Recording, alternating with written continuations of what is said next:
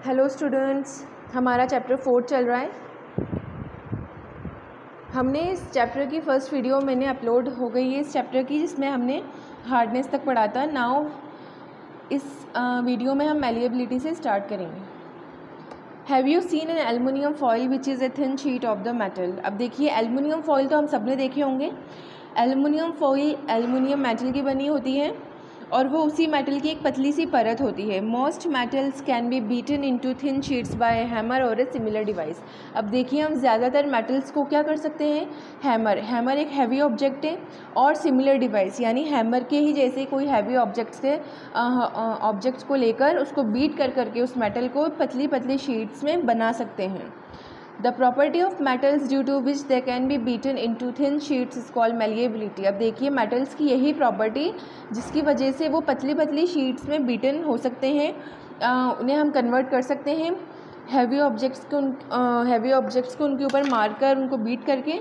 तो ये property malleability कहलाती है मेटल की।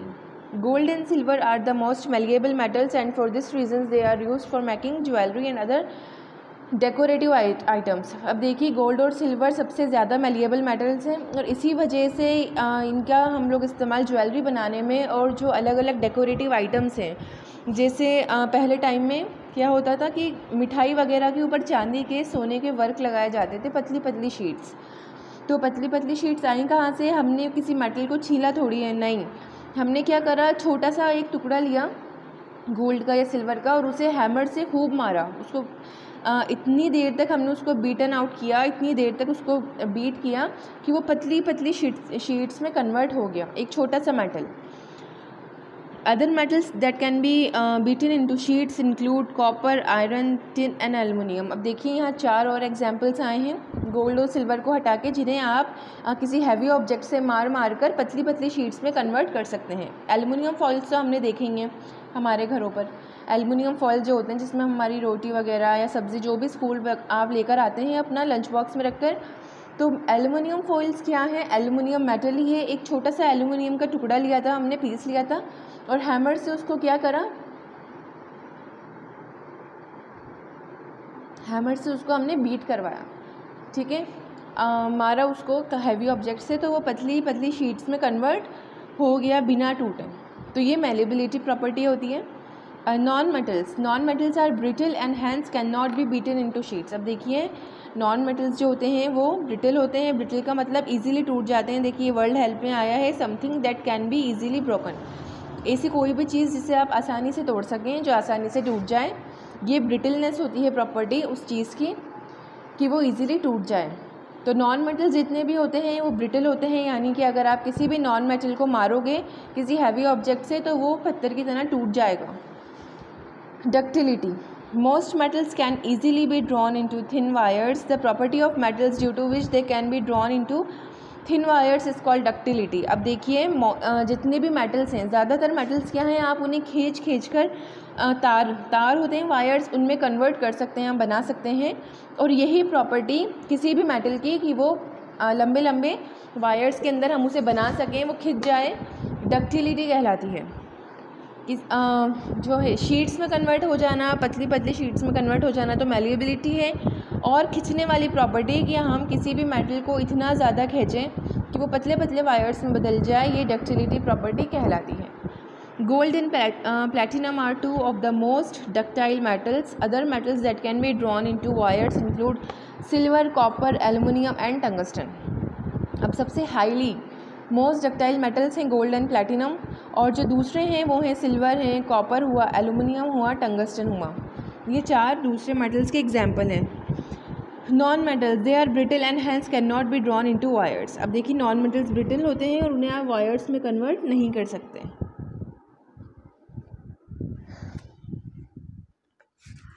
ब्रिटल का मतलब मैंने आपको समझाया था कि अगर आप उन्हें खींचना चाहेंगे या किसी हैवी ऑब्जेक्ट की हेल्प से उनको मारकर पतली शीट्स में कन्वर्ट करना चाहेंगे तो वो टूट जाएंगे।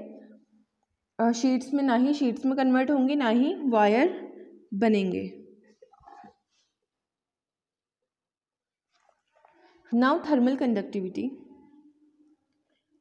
Metals heat can easily flow through metals and hence have high thermal conductivity और are good conductors of heat. अब देखिए हीट है, जो गर्मी वगैरह हम देते हैं हीट, अब देखते ही हैं हम लोग खाना वगैरह घरों पे पकाते हैं तो वो मेटल्स के यूटेंसिल्स होते हैं, एल्युमिनियम के, कॉपर के।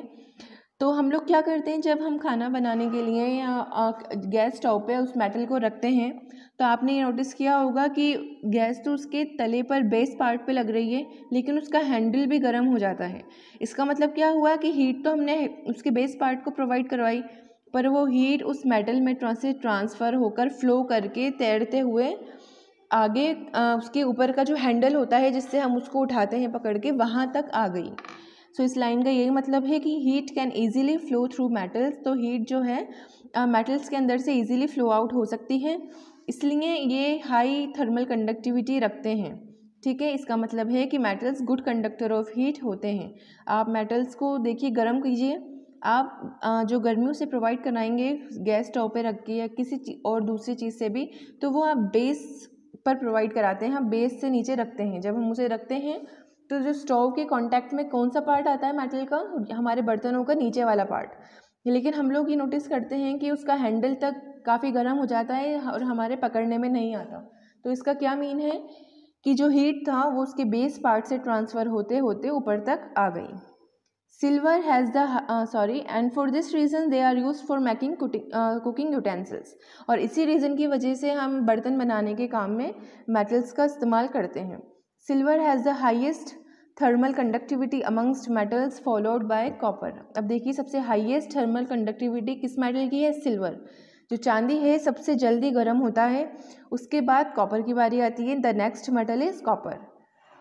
Now non metals are poor conductors of heat with an exception of diamond, carbon which is a good conductor of heat. अब देखिए जितने भी नॉन मेटल्स हैं वो अच्छे कंडक्टर नहीं है हीट के। एक एक्सेप्शन यहाँ आया है डायमंड, हीरा। वो कार्बन, हीरा कोई नॉन मेटल नहीं है, वो जिस चीज़ का बना है वो चीज़ नॉन मेटल है। कार्बन एलिमेंट का बना है and carbon element is in non metal. तो जो कार्बन एलिमेंट है वो गुड कंडक्टर ऑफ हीट होता है। तो हीरा कार्बन एलिमेंट से मिलकर बना है, तो हम लोग डायमंड को भी क्या कहेंगे, diamond is a good conductor of heat. Electrical conductivity, metals transmit और conduct electricity and hence are good conductors of electricity. अब देखिए हमने अभी तक थर्मल कंडक्टिविटी की बात की थी, गर्मी का फ्लो कराना, हीट का, सॉरी नॉट गर्मी, हीट का। अब यहाँ इलेक्ट्रिसिटी की आई है, तो इलेक्ट्रिकल कंडक्टिविटी में भी मेटल्स नॉन मेटल से ज़्यादा अच्छे होते हैं, गुड कंडक्टर्स ऑफ इलेक्ट्रिसिटी होते हैं। For this reasons they are used as electrical wires and cables. अब आप देखिए आपके घरों पे जितने भी केबल्स और वायर्स रन कर रहे हैं, इवन आपकी जो चार्जर होता है, आप जिससे अपने फ़ोन को चार्ज करते हैं, या टीवी का प्लग, या लाइट के जितने भी वायर्स लगाए जाते हैं, उन सब के अंदर मेटल के पतले पतले वायर्स लगाए जाते हैं। और वो जो वायर्स होते हैं वो बाल से भी ज़्यादा पतले होते हैं, हमारे सर के बाल से भी ज़्यादा पतले महीन होते हैं। Silver is the best conductor of electricity followed by copper. अब देखिए यहाँ पर भी सबसे जो मेटल है जो इलेक्ट्रिसिटी बेस्ट कंडक्ट कर सकता है वो है सिल्वर मेटल, उसके बाद आता है कॉपर। अब सिल्वर क्योंकि एक एक्सपेंसिव मेटल है, इसलिए हम लोग कॉपर का इस्तेमाल करते हैं वायर बनाने के लिए। Non metals are poor conductors of electricity with an exception of graphite, carbon which is a good conductor of electricity. अब देखिए जितने भी नॉन मेटल्स हैं वो सब पुअर कंडक्टर होते हैं इलेक्ट्रिसिटी के, यानी अगर वैसे तो उनमें से कोई इलेक्ट्रिसिटी फ्लो करती नहीं, और अगर करेगी तो बहुत कम, बिल्कुल लेस अमाउंट में। यहाँ भी एक एक्सेप्शन आया है ग्रेफाइट। ग्रेफाइट भी कार्बन एलिमेंट का बना है, carbon is a non metal. देखिए यहाँ ग्रेफाइट और जो डायमंड है ये दोनों ही प्योरेस्ट फॉर्म है कार्बन के, यानी कार्बन एलिमेंट जब सॉलिड फॉर्म में होता है, आपस में मिलता है, तो वो डायमंड और ग्रेफाइट का जो फॉर्म है वो ले लेता है। विच is a good conductor of electricity. Carbon element यानी ग्रेफाइट इलेक्ट्रिसिटी का अच्छा कंडक्टर है, गुड कंडक्टर है। ये एक एक्सेप्शन है नॉन मेटल्स में। Now sonority, metals produce a loud ringing sound when they are struck. The property of metals due to which they can produce a ringing sound when struck with the hard object is called sonority. अब देखिए metals जो हैं जब आप उन्हें struck करेंगे, यानी किसी भी आप हैवी ऑब्जेक्ट्स उसको मारेंगे, तो वो एक लार्ज रिंगिंग साउंड प्रोड्यूस करता है। और मेटल्स की यही प्रॉपर्टी क्या कहलाती है? सोनोरिटी। यानी कि आप अगर किसी मेटल को किसी हार्ड ऑब्जेक्ट से मारेंगे और वो एक अच्छी रिंगिंग साउंड प्रोड्यूस करे तो वो प्रॉपर्टी सोनोरिटी होती है, साउंड प्रोड्यूसिंग कैपेसिटी मेटल की। This property of metals is used for making bells, wind chimes and certain musical instruments. अब देखिए इसी प्रॉपर्टी के बेसिस पर हम मेटल्स का इस्तेमाल करते हैं बेल्स बनाने के लिए। आपकी जो बाहर बेल्स होती हैं, जब हम लोग क्या करते हैं, स्विच ऑन करते हैं इलेक्ट्रिक बेल्स, तो वो मेटल की बनी होती हैं, इलेक्ट्रिसिटी रन करती हैं और वो जाकर ये पूरी इलेक्ट्रिक बेल आई है आपके आई थिंक इस बुक में, पूरा इलेक्ट्रिक बेल का हम लोग पूरा सर्किट पढ़ेंगे आगे वाले चैप्टर्स में, ठीक है। तो वो इलेक्ट्रिसिटी जाके एक मेटल का एक रॉड लगी होती है उसको स्ट्रक करती है और वो वाइब्रेट करना स्टार्ट कर देता है और आपस उसकी जो वॉल होती है, गोल गोल वॉल होती है, उस पर स्ट्रक करता है और एक रिंगिंग साउंड प्रोड्यूस होती है। विंड चाइम्स बनाते हैं अपन, हवा जब चलती है और ये जो मेटल की विंड चाइम्स होती हैं आपस में टकराती हैं तो कितनी स्वीट और प्लेजेंट वॉइस क्रिएट करती हैं। और म्यूज़िकल इंस्ट्रूमेंट्स जो गिटार वगैरह होते हैं, इनके स्ट्रिंग्स जो होते हैं वो मेटल्स के ही बने होते हैं। Non metals produce a dull sound when struck with a hard object. अब देखिए अगर हम नॉन मेटल को किसी हार्ड ऑब्जेक्ट से स्ट्रक करेंगे, मारेंगे, तो एक बहुत ही डल साउंड क्रिएट होगी। सो ये हमारी पूरी फिजिकल प्रॉपर्टीज़ हो गई मेटल्स और नॉन मेटल्स की। एक्सेप्शंस भी देख लिए हमने, बहुत सी प्रॉपर्टीज़ ऐसी आई थी जहाँ एक्सेप्शंस हमें मिले थे देखने को। Now come into chemical properties of metals and non metals. अब तक फिजिकल प्रॉपर्टीज़ पढ़ ली हमने कि हम लोग उन्हें देखते हैं या जो भी हम लोग उन्हें मारकर देख रहे हैं, शीट्स में बना रहे हैं या वायर्स में बना रहे हैं, तो मेटल्स और नॉन मेटल्स कैसा रिएक्ट कर रहे थे, तो ये तक हमने फिजिकल प्रॉपर्टीज़ में पढ़ लिया। अब बारी आती है केमिकल प्रॉपर्टीज़ की। Chemical properties explain how a substance can change into a completely different substance. अब देखिए केमिकल प्रॉपर्टी किसी भी सब्सटेंस की ये बताती है कि वो सब्सटेंस किसी दूसरे सब्सटेंस में कैसे चेंज हो गया, ठीक है। ये अपन पढ़ते हैं आगे डिटेल में। Metals and non metals react differently with oxygen, water, acids, bases etcetera and produce new substances. अब देखिए मेटल्स और नॉन मेटल्स हैं वो दोनों ही यहाँ पे कुछ आपकी कोर्स में यहाँ 4 चीज़ें दी गई हैं, oxygen, water, acid and bases, ठीक है। तो इन चारों से ही बिल्कुल अलग तरीके से दोनों रिएक्ट करते हैं और दोनों ही अलग अलग सब्सटेंसेस क्रिएट करते हैं इनसे रिएक्ट करने के बाद। अभी अपन पढ़ेंगे, जैसे हमने नॉर्मली एक चीज़ है जो हम हमारी डेली लाइफ में देखते हैं, वो है जंग लगना, rusting of iron.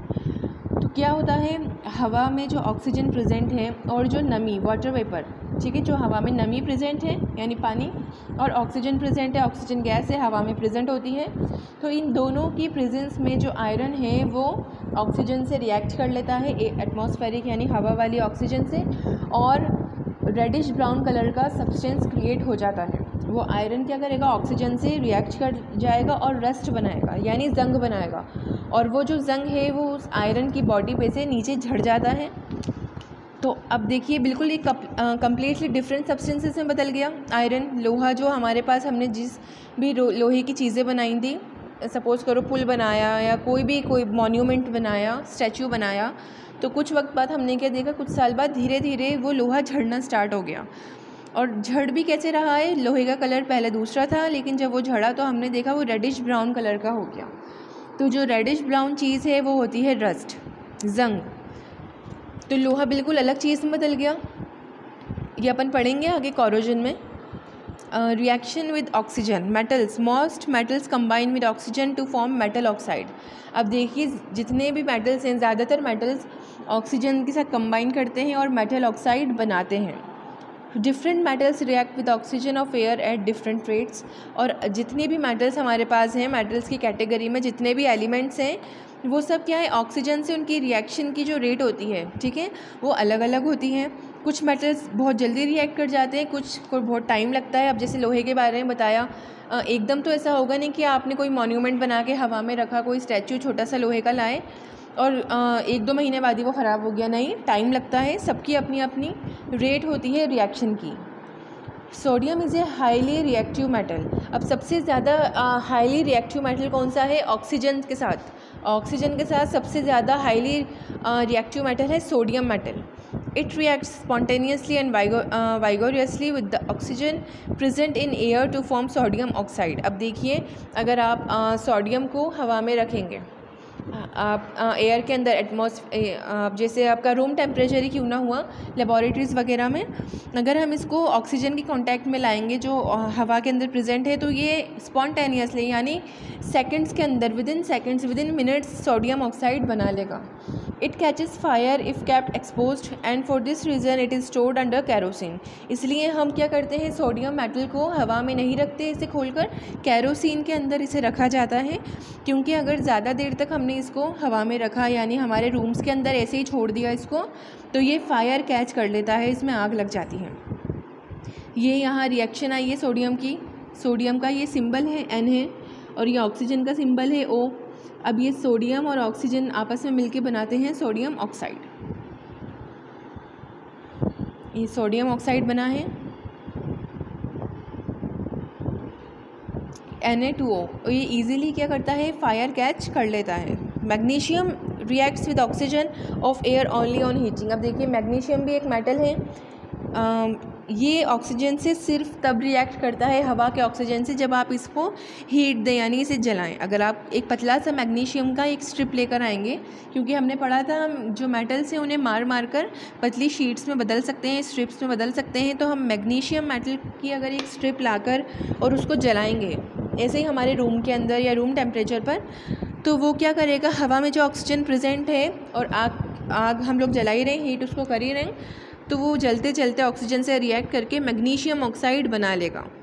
It burns with a dazzling white light to form magnesium oxide. अब देखिए, जो मैग्नीशियम मेटल को जब आप जलाते हो तो एक डेजलिंग वाइट लाइट, बड़ी अच्छी सी वाइट लाइट निकलती है, काफ़ी ल्यूमिनस होती है, वो बहुत चमकदार होती है, और मैग्नीशियम ऑक्साइड का फॉर्मेशन होता है. ये इसकी यहाँ पे रिएक्शन आई है. मैग्नीशियम का सिंबल है Mg, ऑक्सीजन का O, मैग्नीशियम ऑक्साइड बना इससे. The metal oxides formed are basic in nature and turn lead litmus solution blue. अब जितने भी मेटल ऑक्साइड्स हैं वो बेसिक होते हैं, उनका नेचर बेसिक होता है, और वो जो रेड लिटमस सॉल्यूशन है उसको ब्लू करते हैं. अब देखिए, आपने पढ़ा ही होगा litmus solution, litmus paper, acid और बेसिस. ये सारे आपके प्रीवियस टॉपिक्स हैं जो आपकी लास्ट ईयर क्लास 7th में आपको समझाए गए होंगे. तो ये मेटल, जितने भी मेटल्स ऑक्साइड होते हैं ये बेसिक होते हैं नेचर में. और देखिए, लिटमस सॉल्यूशन होता है, अगर रेड लिटमस सॉल्यूशन ब्लू हो जाए तो इसका मतलब ये है कि वो चीज़ अब बेसिक है नेचर में. और अगर एसिडिक का पता लगाना है तो ब्लू सॉल्यूशन रेड हो जाता है. Non metals react with oxygen to form non metal oxides. अब देखिए, नॉन मेटल्स भी ऑक्सीजन से रिएक्ट करते हैं और नॉन मेटल ऑक्साइड्स बनाते हैं. Non metal such as carbon and sulphur burn in air. अब कार्बन और सल्फ़र, यहाँ 2 एग्जाम्पल्स दिए गए हैं आपको नॉन मेटल्स के, ये हवा के अंदर जलते हैं. Carbon reacts with oxygen of air to form carbon dioxide. अब देखिए, हवा में जो ऑक्सीजन प्रेजेंट है, कार्बन क्या करता है, उसे रिएक्ट करके कार्बन डाइऑक्साइड गैस बनाता है. हम बहुत पढ़ चुके हैं कार्बन डाइऑक्साइड गैस के बारे में. हम लोग जो सांस लेते हैं वो ऑक्सीजन लेते हैं, और जब सांस को बाहर निकालते हैं तो वो कार्बन डाइऑक्साइड गैस होती है जो बाहर निकाली जाती है. प्लांट्स कार्बन डाइऑक्साइड का इस्तेमाल करके खाना बनाते हैं. कार्बन डाइऑक्साइड एक ग्रीन हाउस गैस भी है. अगर ज़्यादा मात्रा में हमारी एनवायरनमेंट में आ जाए कार्बन डाइऑक्साइड तो गर्मी बढ़ जाती है, हीट को अपने अंदर जकड़ लेती है, ये ट्रैप कर लेती है. Sulphur burns in oxygen of air to form a pungent suffocating gas called sulphur dioxide. अब देखिए, सल्फ़र है वो ऑक्सीजन से रिएक्ट करके सल्फ़र डाइऑक्साइड बनाती है. These oxides are also called acidic oxides as they form acids when dissolved in water and turn blue litmus red.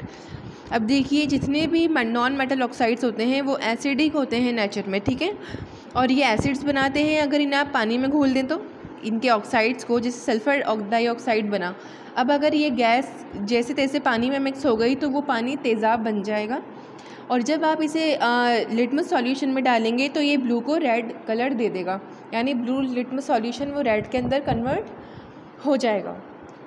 देखिए, हम लोगों ने पढ़ा ही होगा एसिड रेन्स के बारे में. दिल्ली, बॉम्बे जो बड़ी बड़ी शहर होते हैं वहाँ पे एसिड रेन होती है, यानी कि जब वहाँ बारिश होती है तो वो बारिश जब भी हमारी स्किन के ऊपर पड़ती है तो हमारी वहाँ स्किन या तो जल जाएगी या उसमें इचिंग स्टार्ट हो जाती है, खुजली स्टार्ट हो जाती है। तो वो ऐसा क्यों होता है? क्योंकि हमारे जो ऑटोमोबाइल्स होते हैं, हमारी गाड़ियाँ होती हैं, आपने देखा होगा बड़े शहरों में ज़्यादा लोग रहते हैं, सबके पास अपनी अपनी स्कूटीज़, अपनी अपनी गाड़ियाँ हैं। जो बिग सिटीज़ होती हैं, मेगा सिटीज़ होती हैं, जैसे दिल्ली हुआ, बेंगलोर हुआ, बॉम्बे हुआ, तो ये इनके जो ऑटोमोबाइल्स होते हैं ये लोग पेट्रोल से चलते हैं।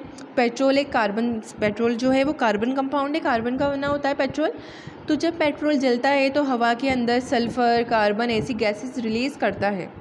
अब ये गैसेस रिलीज़ होंगी, ऑक्सीजन से मिल जाएंगी, गैसेस हल्की होती हैं, ऊपर की तरफ उठेंगी, तो ये पानी के बादलों में मिक्स हो जाती हैं और गैसेस लिक्विड बनाती हैं, एसिड बनाती हैं। ये गैस पानी के बादलों में मिक्स होकर एसिड बनाती हैं। फिर जब वो पानी बरसता है तो उससे प्रॉपर्टी का लॉस होता है।